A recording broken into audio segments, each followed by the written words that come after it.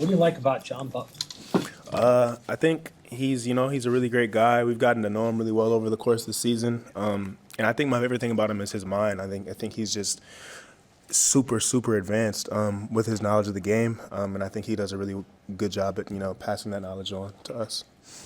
You were just mentioning, maybe some younger guys get an opportunity in this bowl game. Have you seen a little extra juice in practices from some of those guys who send sets out there? 100%, definitely. I've definitely noticed, a lot of people flying around and making plays, flashing in these practices. People that maybe didn't get to play as much during the season, but I think that's what the bowl games are meant for. Opportunity to carry on, to finish the season on a high note, and then carry on into the next season. So I feel like you see that oftentimes, at other programs as well. Younger guys or players that didn't really get as much on-field experience during the season to come and shine during the bowl game.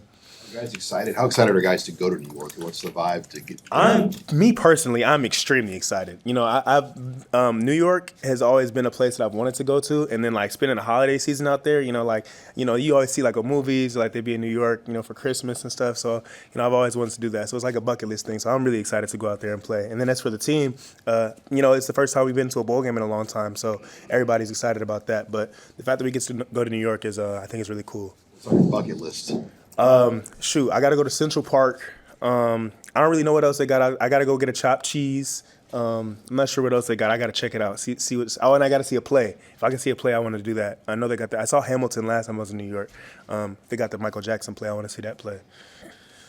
You just got here not that long ago, but the way college football works and how much you play, do you merge like into a leadership role, or is that how you're looking at it now? Yeah, I mean, well, I knew I came in here kind of with a little bit more experience than some people in the room, especially like the younger players. There was a lot of freshmen, a lot of redshirt freshmen, and when I was a freshman or sophomore at my previous school, there was people that came in who had played prior to coming to USC, and they had experience, and they came in kind of with a different mindset and a different approach. And so and I've seen these players go to the NFL. So I wanted to bring that approach to Nebraska, and I think that's kind of what I did. Just come in with a little bit of experience, kind of trying to guide some of the younger players and help them wherever I can.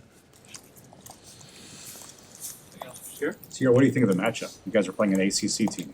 I'm excited. I'm very excited. Boston College is a great school, a really good program. So I think we match up well with them. It should be a very exciting game. It should be fun. You guys know much about them right now, or does that maybe? Yeah, we're getting into studying them as a team, studying what they do. So I mean, we'll get a lot more into that next week for sure. But this week we definitely just getting back going. Moving around and stuff like that. Why was it important for some of the players on the team to go to Coach Rhule and actually advocate for Coach Butler to be I think for Coach Rhule, he's got a really tough job. Being a head coach, being in control of big decisions like that. It's difficult. And when you have somebody that's on the staff already and been around the players, they can speak to how they feel about somebody. And Coach Rhule is somebody that values people's opinions, and he values his players' opinions. And so hearing how we feel about Coach Butler is, I feel like it helped Coach Rhule because, if he can hear like, okay, they're comfortable with him, they're comfortable with what he calls, what he does, it places more faith in Coach Butler for Coach Rhule. So. You mentioned that there's maybe some guys that were second or third on the depth chart this season that didn't play because there were other guys playing in front of them. Those guys have left that might play in the bowl game. Who's impressed you on the defensive side of the ball so far in bowl prep? Maybe a young guy or two that hasn't played a lot this year so far. Yeah, I've seen a lot of people doing some good stuff in practice. Somebody that comes to my mind for sure though is Donovan. Donovan's been playing really well. Donovan, Caleb, Preston's been impressing me recently. Just really getting to see, because I'm kind of getting to, watch everybody else play. Usually, in practice, we're out there running around the whole time, but now everybody's kind of getting in rotation, and so it's good to see, everybody going out there and making plays, and Bly and JJ and Mari. Everybody's been doing a really good job, though. So I'm excited to see how everybody go out there in the bowl game and plays. For players in the month of December, how crazy is it just with guy could be next to you one day and they're gone the next, just with the portal and everything that kind of goes on in the month of December. Yeah, I mean I think that's kind of just how things are now. I think you've got to get used to that. I think people have to make the best decisions for themselves.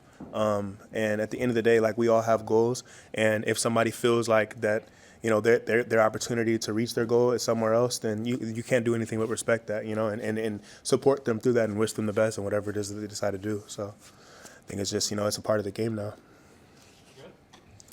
All right. Cool. Thank you guys.